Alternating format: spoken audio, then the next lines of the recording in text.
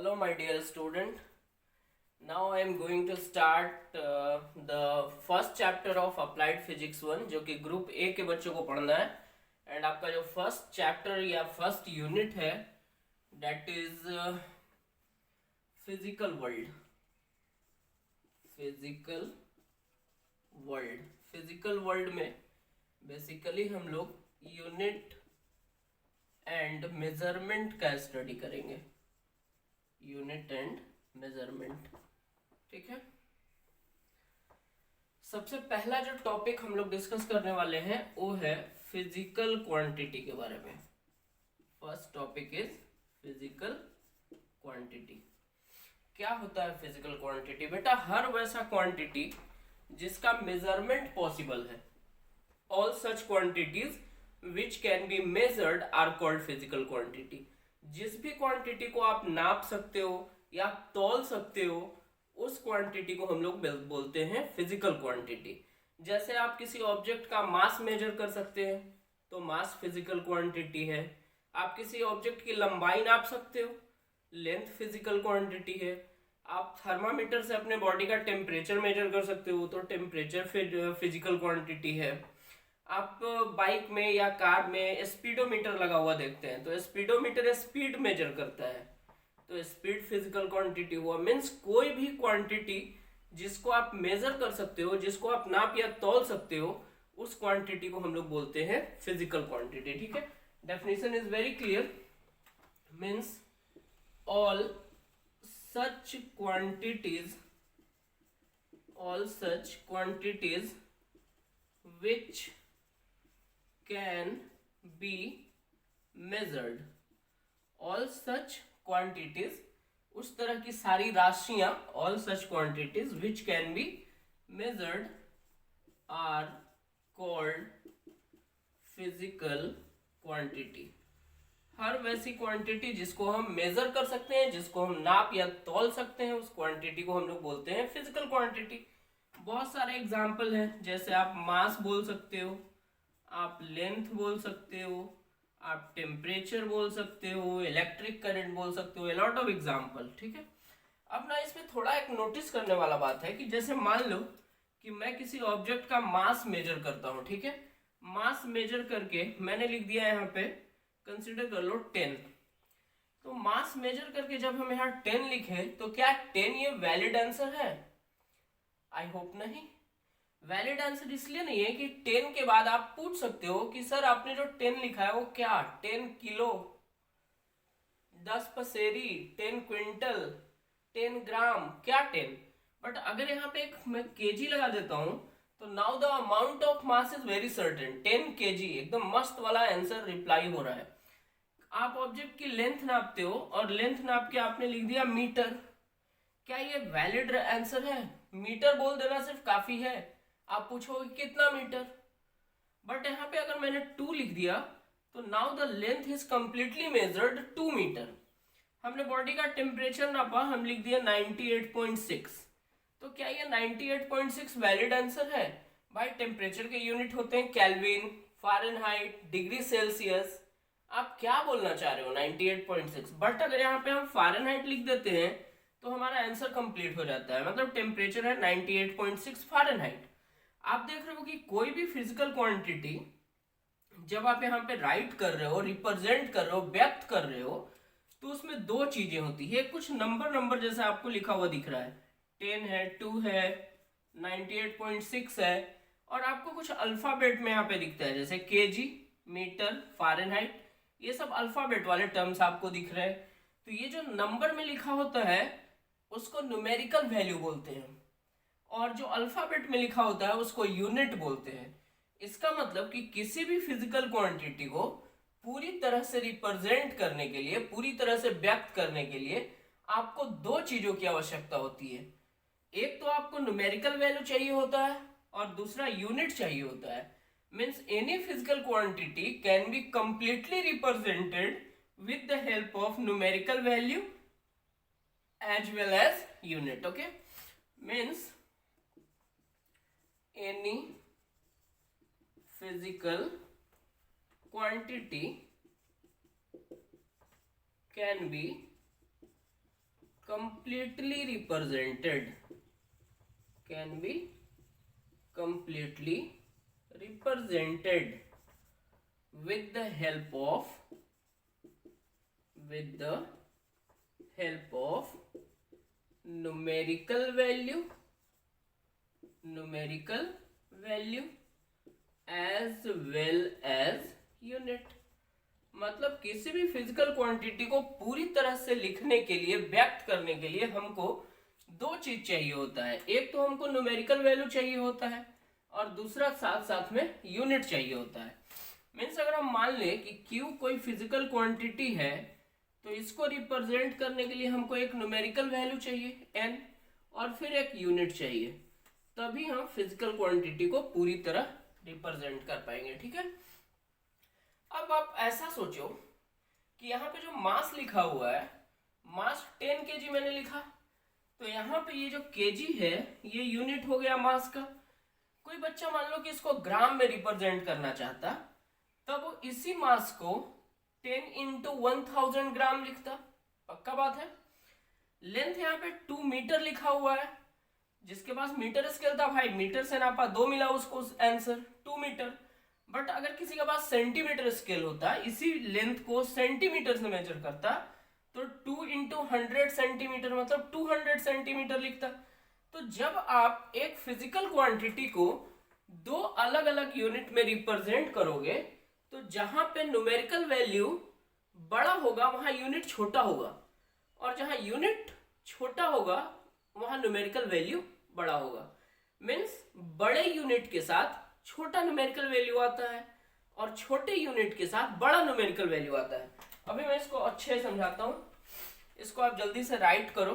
Physical quantity का definition जो है, ओके हो गया। ठीक है, मैंने बोला कि एक ही फिजिकल क्वांटिटी को अगर आप दो अलग अलग यूनिट में लिखते हो, एक ही फिजिकल क्वांटिटी को, जैसे आप मान लो कि मैंने मास का बात किया, किसी बंदे ने मास को मेजर किया 2 kg, तो 2 kg को कोई भाई 2 into 1000 मतलब 2000 ग्राम भी लिख सकता है।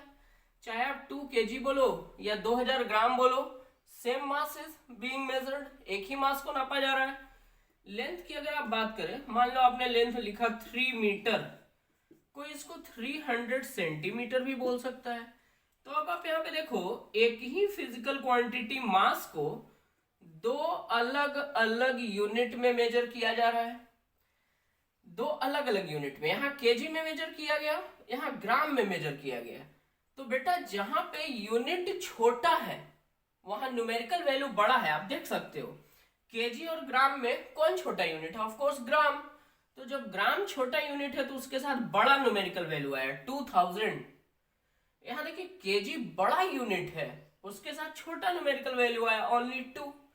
इसी तरह से लेंथ को जब हम मेजर कर रहे हैं, एक ही लेंथ को हम 3 मीटर मेजर किए, उसको सेंटीमीटर में हम 300 सेंटीमीटर लिख सकते हैं। अब देखो मीटर ना सेंटीमीटर के कंपैरिजन में बड़ा यूनिट है, तो उसके साथ छोटा न्यूमेरिकल वैल्यू आया 3।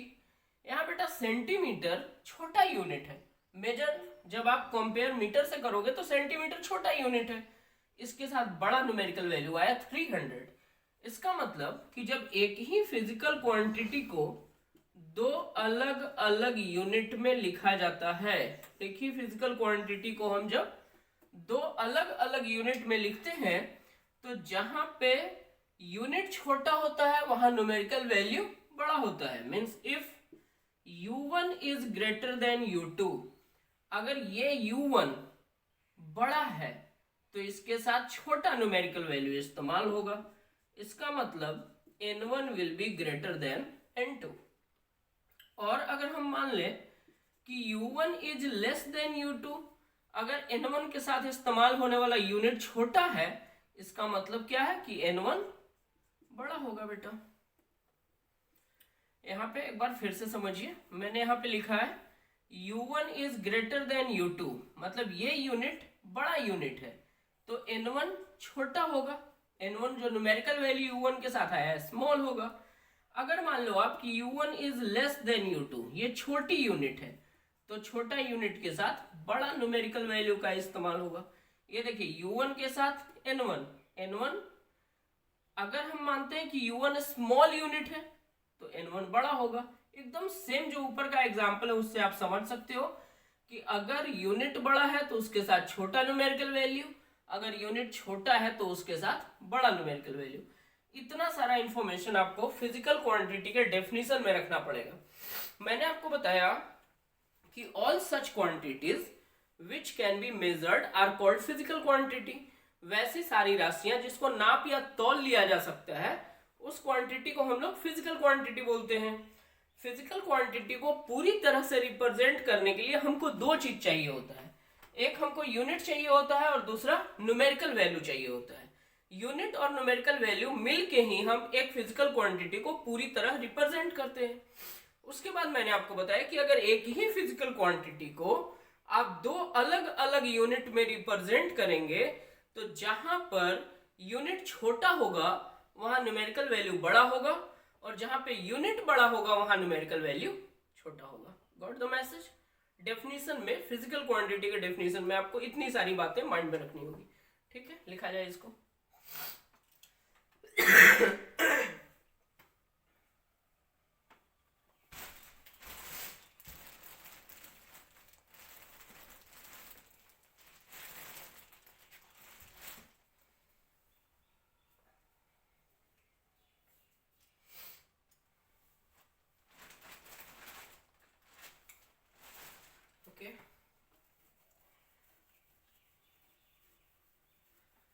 अब हम लोग समझेंगे सिस्टम ऑफ यूनिट्स के बारे में। तो सिस्टम ऑफ यूनिट्स में तीन सिस्टम ऑफ यूनिट जो कि आउटडेटेड हैं, पहले के हैं, बट उनको हम जानेंगे और फिर हम लोग पढ़ेंगे एसआई यूनिट्स के बारे में। तो सिस्टम ऑफ यूनिट्स में हेडिंग लगा लो आप, system of units. System of units. System of unit में पहले ना यूनिट का हम लोग डेफिनेशन जान लेते हैं कि ये यूनिट क्या है। बेटा, किसी भी फिजिकल क्वांटिटी को एक्सप्रेस करने का जो तरीका है वही यूनिट है। अगर आप मान लो कि आप मास मेजर करते हो और मास को आप केजी में रिप्रेजेंट किए तो केजी मास का यूनिट हो गया। अगर आप मास को पसेरी में रिप्रेजेंट किए तो पसेरी मास का यूनिट हो गया। हम लोग बिहारी या पौवा में भी रिप्रेजेंट करते हैं तो मास का यूनिट पौवा हो जाएगा। मीन्स किसी भी फिजिकल क्वांटिटी को जिस तरीके से रिप्रेजेंट किया जाता है, जिस स्टैंडर्ड में रिप्रेजेंट किया जाता है, that standard is called unit. ठीक है, बहुत मस्त सा डेफिनेशन है यूनिट का। It is the standard of measurement. It is the standard of measurement of a physical quantity. It is the standard of measurement of a physical quantity. मतलब किसी भी physical quantity को नापने का जो तरीका होता है, that standard is called unit. अब आप लेंथ को मीटर में नाप रहे हो तो लेंथ का यूनिट मीटर हो गया। लेंथ को आप किलोमीटर में नाप रहे हो तो लेंथ का यूनिट किलोमीटर में हो गया। ठीक है, सिस्टम ऑफ यूनिट में सबसे पहला जो सिस्टम अपने को समझना है वो है CGS. CGS system of units. CGS system of units में जो सी है आपका, इट स्टैंड फॉर सेंटीमीटर। सी बोले तो सेंटीमीटर, और सेंटीमीटर क्या मेजर करेगा? लेंथ मेजर करेगा। जी इट मीन्स ग्राम। ग्राम क्या मेजर करेगा? मास मेजर करेगा। उसके बाद S stand for second. Second क्या मेजर करेगा बेटा? टाइम मेजर करेगा। उसके बाद आप आ जाओ सेकेंड नंबर में, FPS system of unit. F stand for foot. Foot क्या मेजर करेगा? लेंथ मेजर करेगा। P stand for pound. Pound क्या मेजर करेगा बेटा? मास। आज भी आप देखते हो ना, केक खरीदने जाते हो केजी में लेते हो क्या? केक आज भी आप पाउंड में खरीदते हो, भैया एक पाउंड का केक दो, 2 पाउंड का केक दो। तो पाउंड मास मेजर करता है। ठीक है, उसके बाद S stand for once again second, और सेकंड टाइम मेजर करेगा। थर्ड जो अपना सिस्टम है वो है MKS। ठीक है, MKS में M stand for metre, metre length measure करेगा। K stand for kilogram, kilogram mass measure करेगा। And S stand for second, second once again time measure करेगा। ठीक है, यूनिट क्या है? तो it is the standard of measurement of a physical quantity. किसी भी फिजिकल क्वांटिटी को रिप्रेजेंट करने का जो तरीका है, जो नापने का तरीका है, उसी को हम यूनिट बोलते हैं। सिस्टम ऑफ यूनिट में 3 सिस्टम ऑफ यूनिट आपको समझना है, अभी बोर्ड पे अवेलेबल है। पहला है आपका CGS system of unit. CGS में सी बोले तो सेंटीमीटर जो कि लेंथ मेजर करेगा, जी बोले तो ग्राम मास मेजर करेगा, एस बोले तो सेकेंड टाइम मेजर करेगा। उसके बाद बेटा एफपीएस, एफ में फुट, फुट लेंथ मेजर करेगा, पी पॉइंट मास को मेजर करेगा, and S for second time को मेजर करेगा। देन आफ्टर एमकेएस, एमकेएस में M stand for metre, length को मेजर करेगा, K stand for kilogram, mass को मेजर करेगा, and S for second time को मेजर करेगा। ठीक है, जल्दी से राइट करो आप इसको।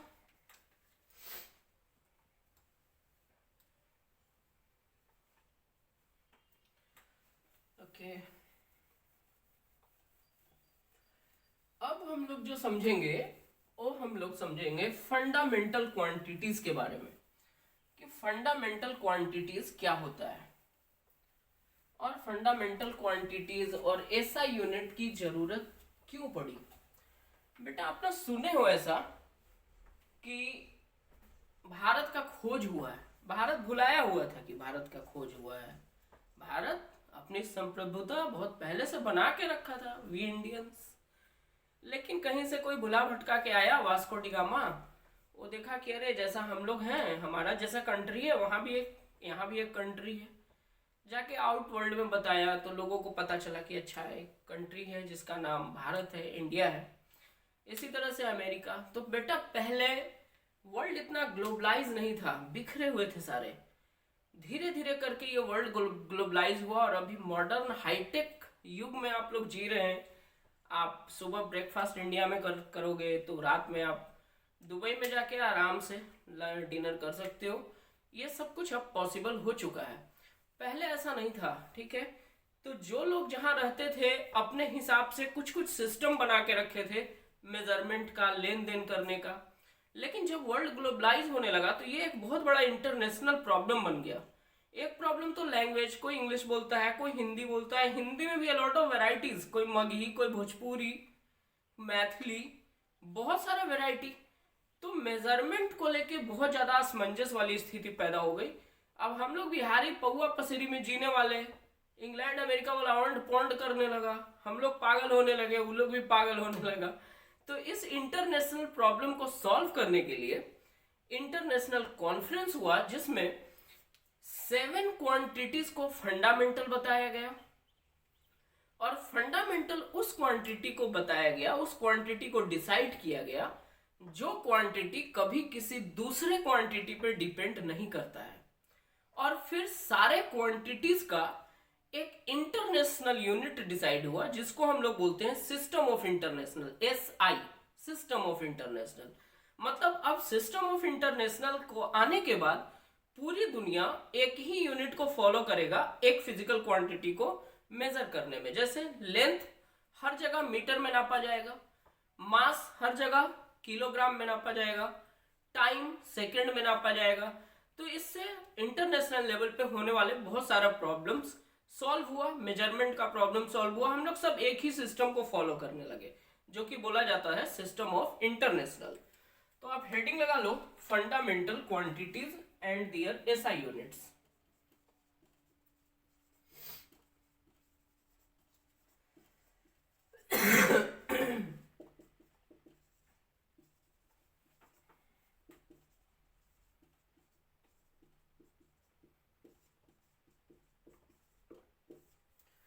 Fundamental quantities and their SI unit. तो सबसे पहले फंडामेंटल क्वांटिटी होता क्या है, ऐसे भी आप समझ सकते हो। बीइंग एन इंडियन, भारतीय होने के नाते आपको कुछ ना फंडामेंटल राइट दिए गए हैं, जैसे राइट टू वोट। आप जिसको चाहो वोट दो, ये राइट आपसे और कोई नहीं छीन सकता, ये सिर्फ आप पे डिपेंड करता है, किसी और पे नहीं। तो वैसे ही फंडामेंटल क्वांटिटी सिर्फ खुद पे डिपेंड करता है, किसी भी दूसरे क्वांटिटी पे डिपेंड नहीं करता है। उसी क्वांटिटी को बोलते हैं बेटा fundamental quantity. Means all such physical quantity which do not depend upon any other quantity। मतलब वैसा फिजिकल क्वांटिटी जो कभी किसी दूसरे क्वांटिटी पे डिपेंड नहीं करता है, वैसे क्वांटिटी को हम लोग बोलते हैं फंडामेंटल क्वांटिटी। ठीक है, अभी एक टेबल बना दे रहा हूं मैं फंडामेंटल क्वांटिटी का। ये सीरियल नंबर इसमें लिखा जाएगा, इसमें लिखा जाएगा फंडामेंटल क्वांटिटी, फंडामेंटल क्वांटिटी, और इसमें लिखा जाएगा उसका एसआई यूनिट्स। ठीक है बेटा, फंडामेंटल क्वांटिटी को बेसिक क्वांटिटी भी बोला जाता है। फंडामेंटल क्वांटिटी को हम लोग बेसिक क्वांटिटी भी बोलते हैं। सबसे पहले हम लोग मास लिखते हैं। मास का ऐसा यूनिट किलोग्राम, इसको हम केजी से डिनोट करेंगे। उसके बाद बेटा लेंथ, लेंथ का ऐसा यूनिट मीटर, इसको हम एम से डिनोट करेंगे।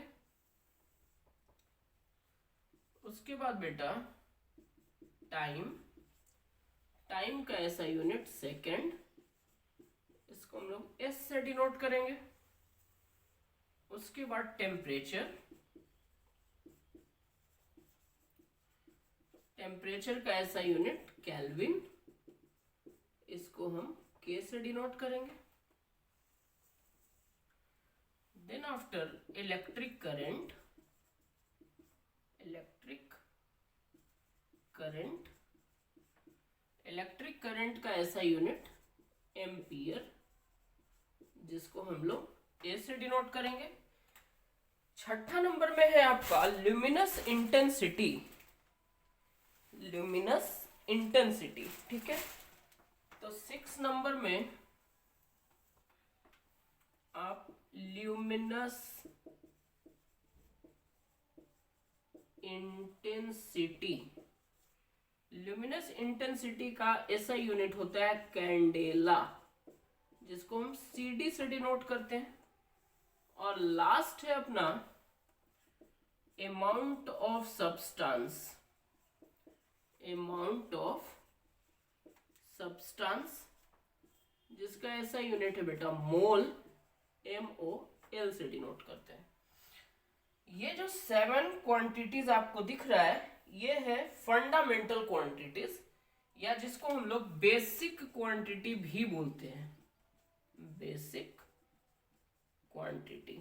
ठीक है, इसलिए इन सबको बेसिक या फंडामेंटल क्वांटिटी बोला जाता है, बिकॉज ये क्वांटिटीज कभी किसी दूसरे क्वांटिटी पे डिपेंड नहीं करता है।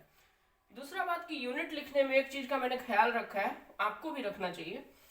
जैसे आप देखिए इलेक्ट्रिक करंट का ऐसा यूनिट एम्पियर, जब मैंने एम्पियर को पूरा फुल लिखा है तो ए स्मॉल है, केल्विन में के स्मॉल है। ठीक है, लेकिन जब आप शॉर्ट में लिखते हो एब्रिविएशन में, तब आप उस लेटर का कैपिटल में लिखते हैं।